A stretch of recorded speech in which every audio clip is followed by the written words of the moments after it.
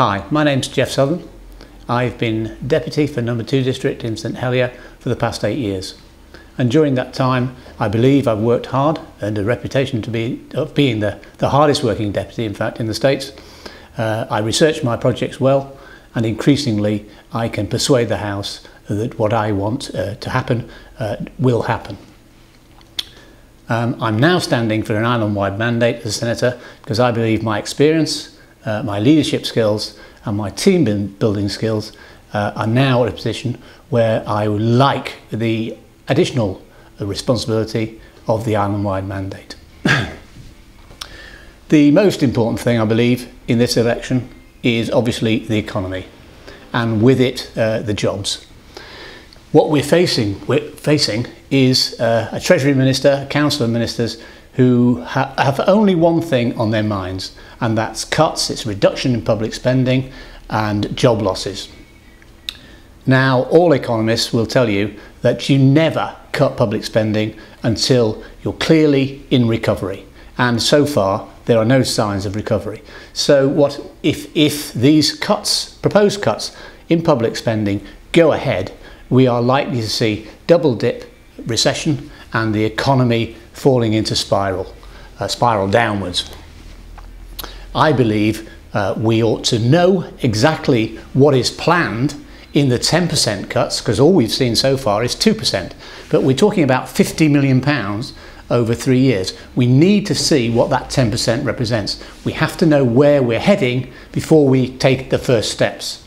We also must know, as a matter of balance, what possible tax alternatives there are that can mitigate some of these cuts. We need to know, well, are we prepared to pay a little more tax in this area in order not to cut this particular service? And mark my words, the cuts are direct frontline cuts. They're affecting hospital services, they're affecting the police, they're affecting education, and they're affecting social security. The most damaging, actually, are cutting the benefits to social security to people on income support, old age pensioners, widows and widowers who are on really basic incomes. Now, that's not a measure we should be taking.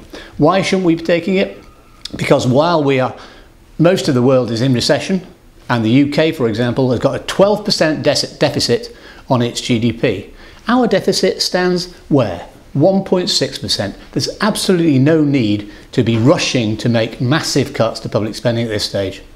And of course, with those massive cuts come job losses. Now, we've already got 1,000 people out of work, and we're adding more to that every day. What happens then is, of course, you lose your income tax, you have to pay income support, and you lose your social security contributions. The economy goes into a downward spiral again. That's the danger, and that's what we have to avoid.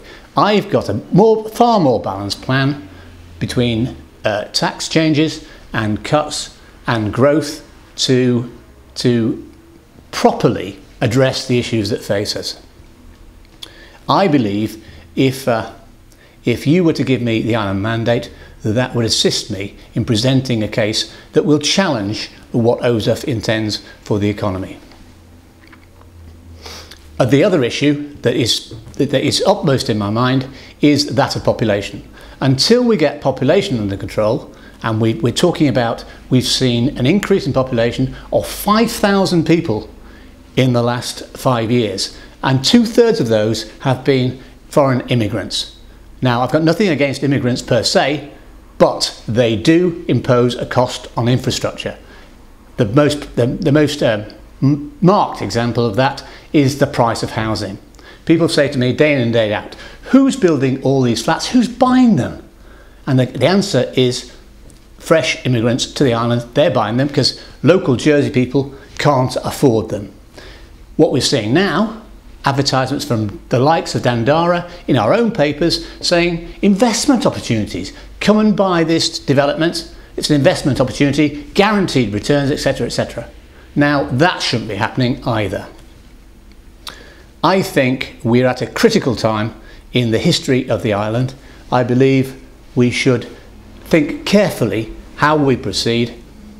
I think the wise thing to do is to vote for me on the 16th of June and I will challenge to the best of my ability, and I will push through a better alternative. Thank you.